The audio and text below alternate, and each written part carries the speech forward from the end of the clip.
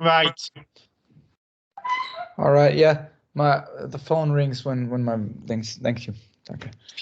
So all right, let's try it. Yeah. So once again, how are you? How's the rest of the band? You were just saying you're on tour for the new Yeah, album. we're on tour for the Sweet Poison record. Yeah, and it's always amazing because you know through the pandemic we waited more than 2 years to bring that material on stage, and now that it finally happens, we're all very relieved and we're pretty much enjoying it like it's our first record.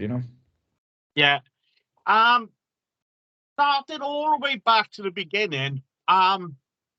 What music did you grow up listening to? And what platform was your favorite? Did you love uh, vinyl records or was it CDs? So I grew up. First of all, I grew up on the vinyl collection of my parents. It wasn't a big collection because my parents weren't like super into music. They had like a normal collection with everything, you know. So stuff that I wasn't interested in like poppy stuff or German folk music and Yeah, stuff like that. But there were some cool records.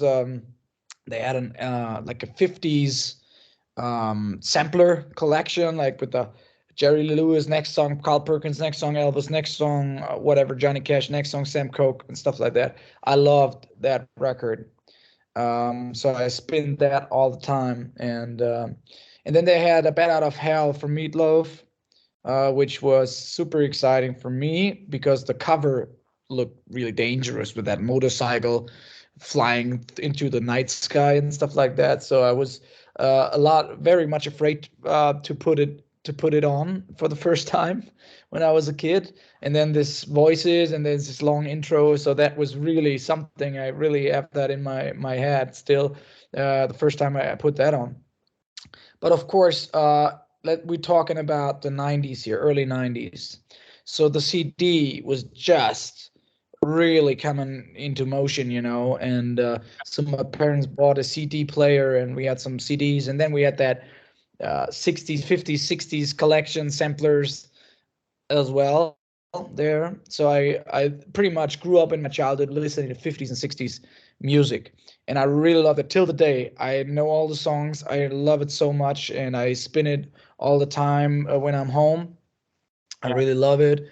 And all of our intros to our shows have been from that time because they put you in that light-footed mood, yeah, and I love that. So, and later on, I must have been about 15, 16 when I first met bands or like got to know bands like AC/DC and Led Zeppelin and all these bands. That's changed my perspective of music again. yeah.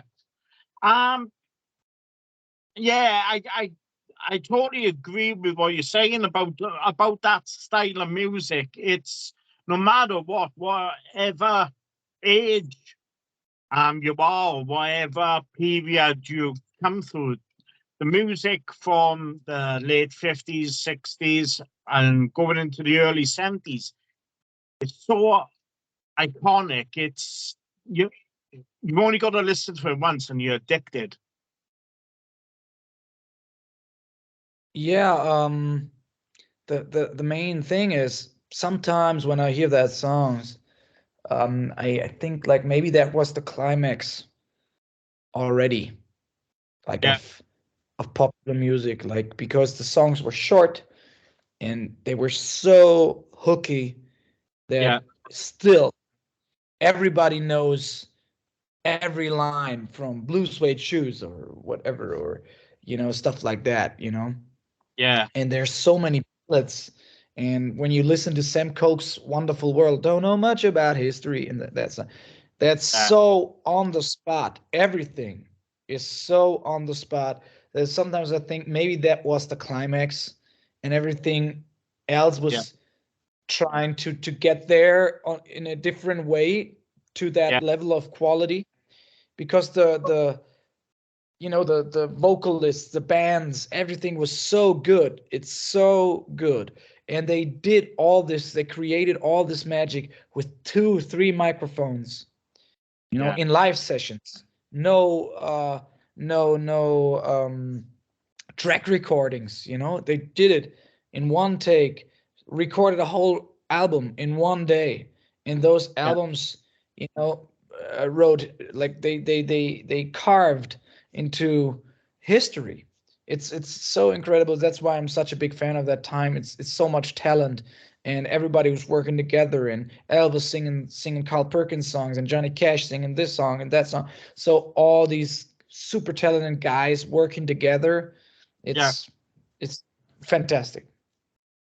It certainly is. I like I say, I was born in the 70s, but my dad, he was into all that music, the Yes.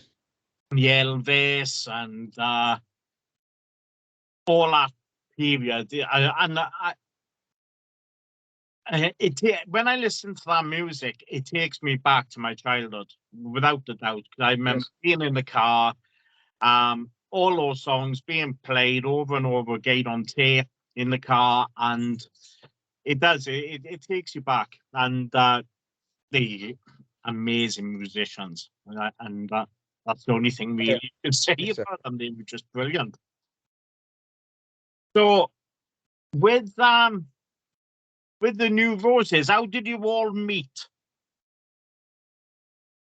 So we all grew up in the same area, small town area. It's called the Rheingau. It's world famous for its wine, um, but not especially for the rock and roll bands. And I must have been about 16, something like that, 16, 17, when I joined my first rock band. I was playing saxophone at the time because I loved that 50s music so much, and saxophone was one of those main instruments in those bands. And so I played saxophone, and I joined a rock band that played songs like Carl Perkins and Blue Suede Shoes and Johnny B. Good and stuff like that. But they also played AC/DC and Jethro Tull and the Rolling Stones and stuff like that. So I got to know all these bands and all these songs, and I really loved it. And we played uh like all over our region, and had a little name to our band, that people would recognize. And so ways would cross all the time with Urban's, our drummer's band, and Hardy's band. And Hardy was in a band with Urban, and then Dizzy, our guitarist, they all had bands on and off. And I only had that one band. Um, and one night I just showed up at a show in my favorite bar that I used to hang out, and Urban was playing with his band, and I really loved his guitarist, and so we became friends that night. And then we had a super hard drinking session after that show. And then next morning I woke up on his couch, and he said, like, you want to play with the band, you want to rehearse. So I, showed up in that rehearsal room. Everybody was at least 8 years older than me. Maybe the bassist was maybe 25 years older than me. And so I just showed up. We played a Tom Petty song, a Led Zeppelin song, and a Skinner song. And then they fired their singer, and I was the singer of their band. So that's how I met Urban. And then we started, to play cover songs all over the place, because I pretty fast I found out that my voice is pretty various. I can sing a lot of different styles because I love so many different styles. So we sang Beatles songs, and then we sang AC/DC songs, and then we sang a Led Zeppelin song, and then a ZZ Top song, and all these, like, Elvis and Guns N' Roses. So back and forth through all the genres, Black Sabbath, no problem. So and that's why we became pretty, like, well hired cover band. Yeah. And it was good. We made good money. We made a good living, and that gave me the chance to live from the music before I was even 20 years old, you know. So I didn't even had a job once in my life, like a regular job. Yeah. But you know, as time goes by, you realize like this is, you know, it's getting nowhere. You know, you reach that level, that one, you know, spot, and then you feel that this is not going anywhere else, you know. So I always wanted to write our own material, but Urban, he had super bad experience with other bands that he played in, and so he was like kind of uh, what's the word, like disillusioned, you know. So Yeah. he just said like, no, you can't make it these days in a rock band with own material, man. Let's, you know, let's just be happy with what we got, you know. So but then this one night, in our area, there's one big venue where all good bands come through. And this one night, Black Stone Cherry was playing there, and their opening act couldn't make it. And I knew some dude that worked there because I was hanging out there all the time. So he called me and said, like, "Hey, can you just open up and play a couple of songs, you know, for 35 minutes? But would be cool if you could play at least like 4 or 5 original tunes, that it's not that, you know, stupid." Yeah. So I called Urban and told him like, "Hey man, next week there's this one show, and I would really love to do. Would you you know, be part of this? And I got this 4 or 5 songs that I wrote. I want to show it to you, and then we rehearsed them and put a little band together, and then we played that show and opening for Blackstone Cherry. Maybe at that time we're talking 2009 here, 2008. Maybe Blackstone Cherry in Germany, 150 people, only 180 people. So we show up, we play, and we cannot believe what's happening, because it's a total different vibe playing on a stage at a real concert than playing in some biker bar or some festival, some, you know, fair kind of thing, some garage party or anything.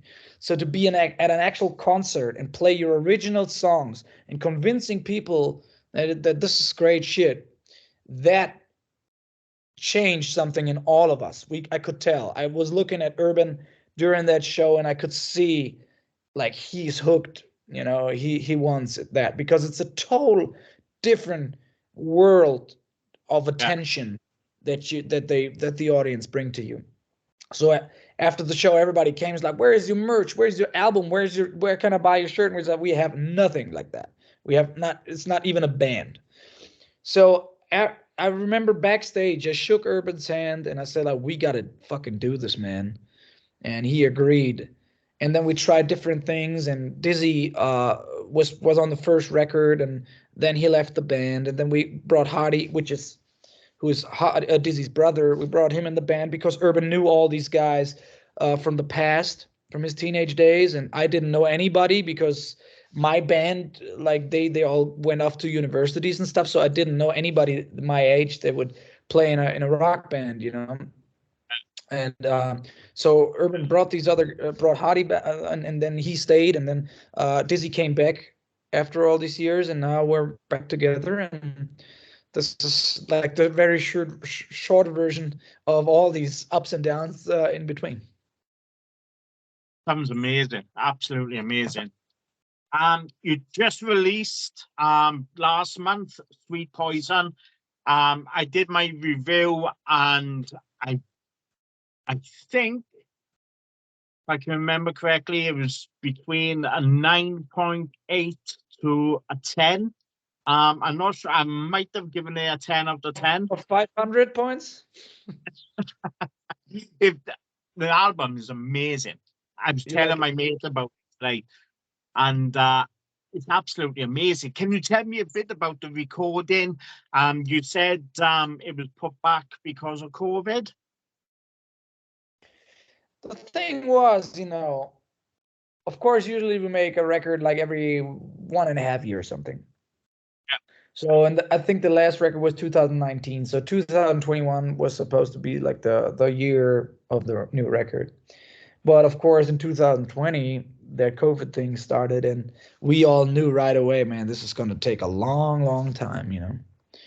So at first, we were all frustrated, you know, and we didn't talk much. We didn't, meet at all because it was, it was lockdown and stuff like that.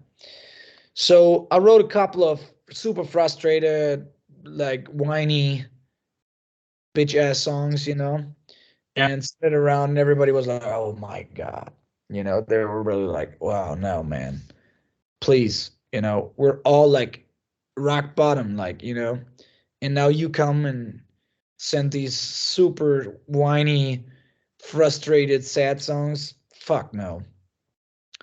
So I said, like, yeah, actually, it's stupid, man. If you feel sad, what you don't, you need something that cheers you up.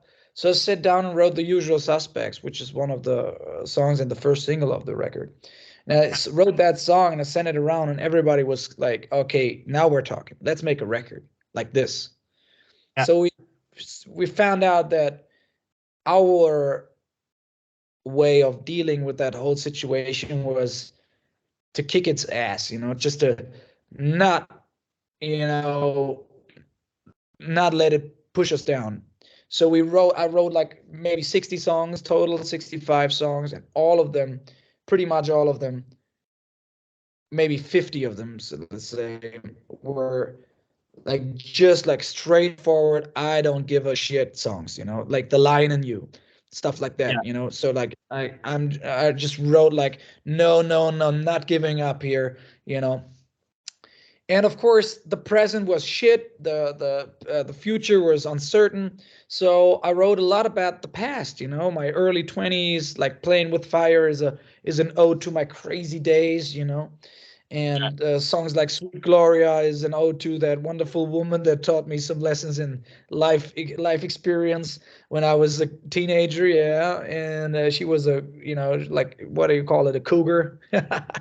And so I wrote that about, and I carried those ideas for years, and now I wrote all that. Wall Paint is a song that could have been on the first record, and all these songs I just said, like, let's have some fun with this. And so at first we couldn't rehearse together, so that was weird. We all had these Skype meetings and stuff, and we're talking about the songs without even never playing them together in one room. That was really weird. And we all were afraid that these lockdown situation would go on so long that we can't record together. But fortunately, that didn't happen. And at the end, we could get to our studio where we recorded all other 4 records as well. Got together with Marcus Tesco, who's the engineer on all our 5 records now, and we recorded in the same old way that we used to record, and that was a very important step for the whole record because we could add a whole lot of more feeling and like, band vibes onto the songs that would have never come to light without being together. Yeah. It's like I say, it's a fantastic album, Thank you, and sir. you must be happy that you're able to get out. And what's the fans' reaction been with yourselves on stage now playing songs off the album? Have you had a You brilliant know, response? the thing is, after the all these lockdowns where we could go back on tour, Yeah. we kind of played all those shows from the Nothing But Wild show that hadn't been played at the time. So this spring we will play 20 Nothing But Wild shows still this year. So, and then we did the whole festival season, and then we released Sweet Poison, and then we thought, man, we can't just go back on tour and just play 2 new songs and all the rest is the same as in spring and all these years before. So we decided to play, I think we play 8 or 9 songs of the new record, which is pretty unusual for going on tour. Usually you play the singles and maybe one more, but we play 8 or 9 songs of the new record because we thought like it's time to put some fresh, some fresh songs in the set. And it was a challenge because due to COVID and all these restrictions, we were afraid that if we bring out the record in summer and maybe something happens and we can't tour in fall, we would have already released the record, and you can't take it back. So we released the record on the first day of the first show. So it was a big challenge for the crowd, and it took a lot of trust from us into the crowd that we could say, like, we go out there and play 8 new songs, and the people don't know it because the record came out that day, and of course you could tell at the first 2 shows that we played, people were still like, wow, I like it, but they couldn't sing along and all these things, and now that the record is already, I don't know, let's say like 3 weeks out, people are super happy that we play so much new material. So it was a little risk, but we took it, and it turned out pretty good. It's a fantastic album. It really, Thanks. really is. Finally, going forward, what plans have you got for 2023? And is there any sort of idea of festival appearances or UK tours in the pipeline? We're coming to the UK this December. We're gonna play 3 shows, and I want to tell you right now where they're at, because we are so much looking forward to it. This is gonna be December 1st.